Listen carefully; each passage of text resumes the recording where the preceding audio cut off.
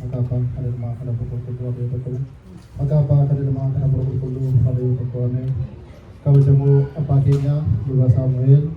akkasuma kabajamoo abbaa keenya luba Takastee obbolota qoodaa kunoot harmooliin abbooliin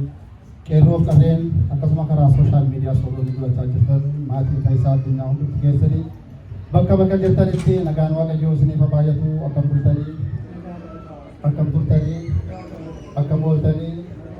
maqaan Waaqayyoo abbaa keenyaa arras boris kan galateeffameef kan eebbifamee dhufaa ta'u akkasuma maqaa isaa waamnee maqaa ishee dhuma hin daganne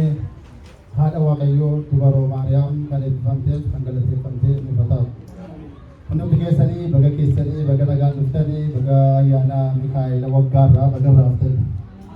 baga keessanii baga keessan hundumti keessanii ayyaana waggaa ayyaantutti argitanii hunduma keenya argaa bara si'anaa kanaaf egaa guyyoonni darbanii guyyaa Mikaa'elaa fi idaar Mikaa'el jechuudha. Biyya keessaa akka gaariitti ho'ii isatti darbisiisanii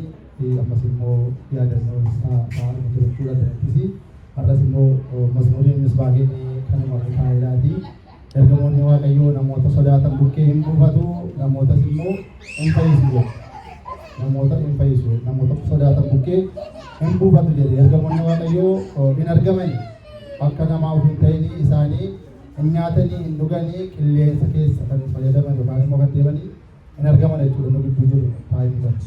Kanaaf namoota sodaatan namoota maqaa Waaqayyoo dhaatan gidduu hin argamu bukkeetti hin argamu gidiraarraas rakkinarraas hin eegu hin fayyisu jedhu rakkina isaaniirraa isaan hin fayyisu maqaan Waaqayyoo kan galateeffameef kan eebbifame haa ta'u amma egaa kallattiinumaan kadhannaan sabni galatoo raawwii irra ga'eera amma kanattaan suudhaan immoo faarfannaa tokko mana keessaa faarfannee gara faarfattootaatti dabarrachuudha Waaqayyoon nu fakkeenyaa haa ta'u. Faarfannaa faarfachuudhaan maqaa abbaa ilmaa afur qulqulluu sadan waaqa tokkootti amannee galata Waaqayyoo guyyaarraa eebbisee nuuf kennee galata Waaqayyoo guyyaarraa eebbisee nuuf kennee